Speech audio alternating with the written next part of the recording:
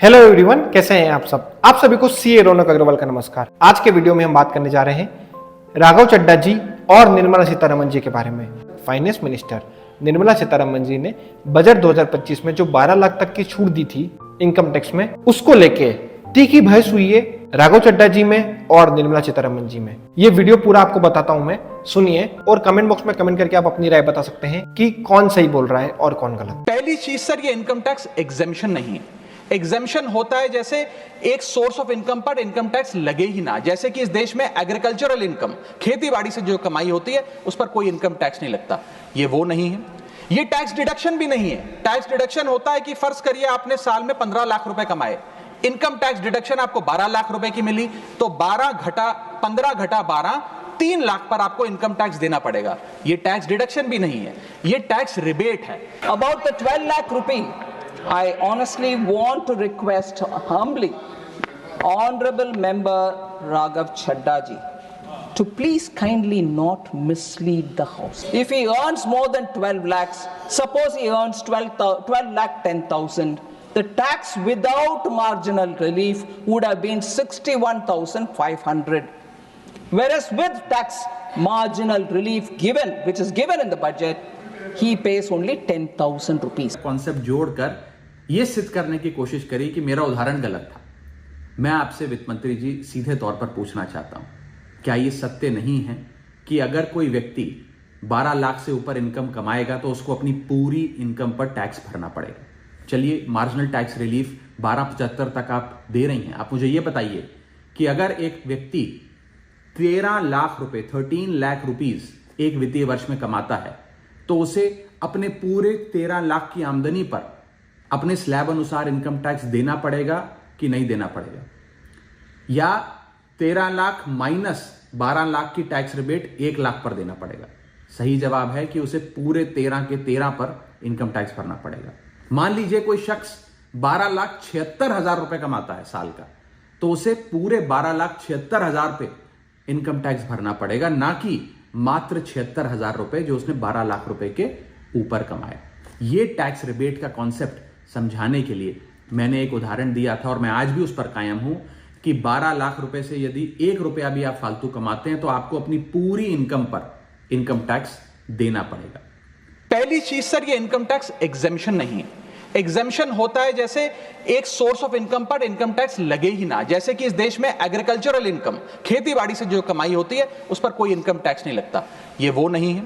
ये tax deduction भी नहीं है। टैक्स डिडक्शन होता है कि फर्ज करिए आपने साल में 15 लाख रुपए कमाए, इनकम टैक्स डिडक्शन आपको 12 लाख रुपए की मिली, तो 15 घटा 12 3 लाख पर आपको इनकम टैक्स देना पड़ेगा। ये टैक्स डिडक्शन भी नहीं है, ये टैक्स रिबेट है। यानी कि 12 लाख तक अगर आपने पैसा कमाया साल में तो आपको इनकम टैक्स नहीं देना, लेकिन जैसे ही 12 लाख से ज्यादा, फर्ज करिए आपने 12 लाख 1,000 रुपए कमाया, तो पूरे 12 लाख 1,000 पे आपके स्लैब अनुसार आपसे इनकम टैक्स वसूला जाएगा। और दूसरी चीज, कैपिटल गेन्स पे, यानी कि अगर आप अपने कोई मकान बेचते हैं, सोना बेचते हैं, इक्विटीज बेचते हैं, शेयर्स बेचते हैं, उस पर जो कैपिटल गेन पे, मुनाफे पे लगता है टैक्स, वो इस 12 लाख की सीमा में नहीं आएगा, उस पे आपको अतिरिक्त टैक्स देना पड़ेगा। One broad reference to, because Honorable Member Raghav Chadha is seated here, I got to know he's a chartered accountant. Sorry, I didn't know earlier. I must confess. But he said, probably I've forgotten. Pardon for that. Please John ब्रिटाजिक हर वक्त मत खाओ Because please. repeatedly I don't see the strength of a chartered accountant coming in your in your interventions. So it makes me question, am I really right in thinking you're a chartered accountant? Sir, I want to say, marginal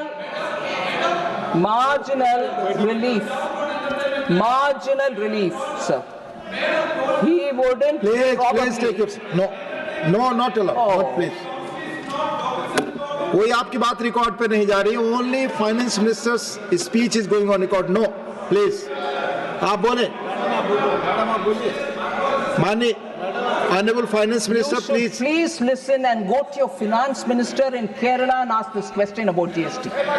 Please. Sir, Honorable Member, if he has a question to clarify on GST, equally and more competent will be the finance minister of Kerala to answer. He should seek clarification from him. Sir, no, you've had doubt and I'm ready to answer. But if it's GST, I would equally appeal to you to please contact your finance minister and ask him. Sir, about the 12 lakh rupee, I honestly want to request humbly Honorable Member Raghav Chadha ji to please kindly not mislead the House. I don't mean he intended it to do. I don't think he intended to mislead the House. But the way he put the whole detail about the personal income tax, which has come in this budget, sir, 25-26, we issued FAQ. Just as soon as I finished my speech, the FAQ was put out.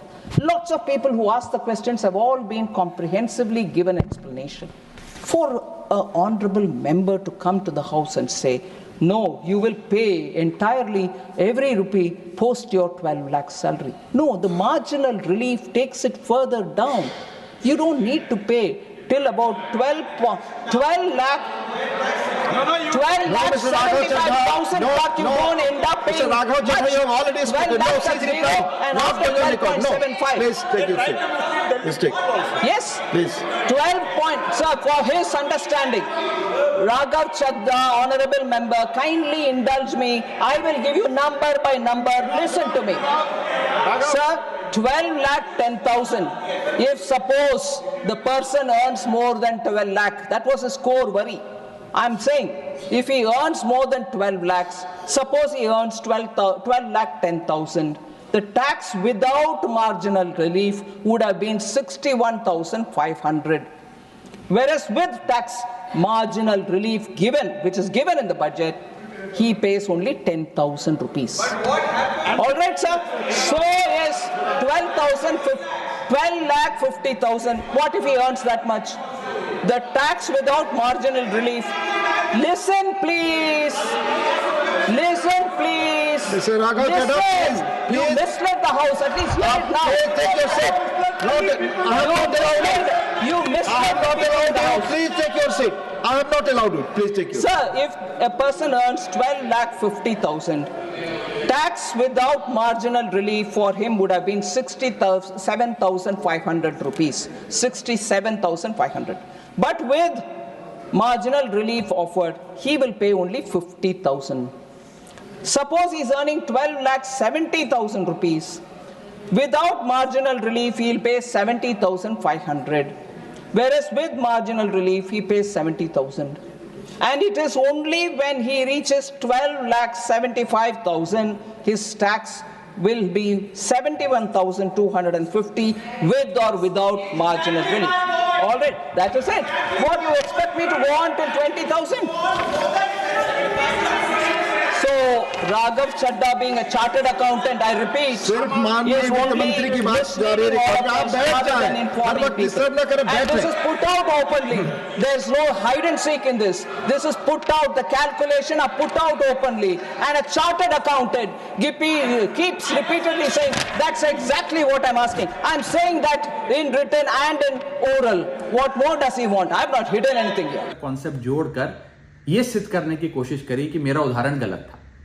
मैं आपसे वित्त मंत्री जी सीधे तौर पर पूछना चाहता हूं, क्या यह सत्य नहीं है कि अगर कोई व्यक्ति 12 लाख से ऊपर इनकम कमाएगा तो उसको अपनी पूरी इनकम पर टैक्स भरना पड़ेगा? चलिए, मार्जिनल टैक्स रिलीफ 1275 तक आप दे रही हैं। आप मुझे यह बताइए कि अगर एक व्यक्ति 13 लाख रुपए 13 लाख रुपीज एक वित्तीय वर्ष में कमाता है तो उसे अपने पूरे 13 लाख की आमदनी पर अपने स्लैब अनुसार इनकम टैक्स देना पड़ेगा कि नहीं देना पड़ेगा? या 13 लाख माइनस 12 लाख की टैक्स रिबेट 1 लाख पर देना पड़ेगा? सही जवाब है कि उसे पूरे 13 के 13 पर इनकम टैक्स भरना पड़ेगा। मान लीजिए कोई शख्स 12,76,000 रुपए कमाता है साल का, तो उसे पूरे 12,76,000 पे इनकम टैक्स भरना पड़ेगा, ना कि मात्र 76,000 रुपए जो उसने 12 लाख रुपए के ऊपर कमाया। यह टैक्स रिबेट का कॉन्सेप्ट समझाने के लिए मैंने एक उदाहरण दिया था और मैं आज भी उस पर कायम हूं कि 12 लाख रुपए से यदि 1 रुपया भी आप फालतू कमाते हैं तो आपको अपनी पूरी इनकम पर इनकम टैक्स देना पड़ेगा। उसको मेरे उस बयान को लेकर वित्त मंत्री जी ने मुझ पर काफ़ी व्यक्तिगत हमले भी किए, मेरे बारे में व्यक्तिगत टिप्पणियां करी। मैं बस इतना ही कहना चाहता हूं कि मेरे मन में माननीय वित्त मंत्री जी के लिए बहुत आदर और सत्कार है। वो अनुभव में, ओहदे में, उम्र में मुझसे बहुत बड़ी हैं। मेरा बस इतना ही कहना है कि आगे से मुझे उम्मीद है कि वित्त मंत्री जी इस प्रकार के व्यक्तिगत बयानों से बचेंगी और सिंपल टैक्स कॉन्सेप्ट्स लाने के लिए जो उदाहरण दिए गए हैं उनको टेक्निकली तोड़ मरोड़ के जनता के सामने प्रस्तुत करने का प्रयास नहीं करेंगी। ऐसे ही फाइनेंशियल इन्फॉर्मेशन के लिए आप हमारे चैनल सीए रौनक अग्रवाल को सब्सक्राइब कर सकते हो और नोटिफिकेशन बेल को भी ऑन कर सकते हो। धन्यवाद।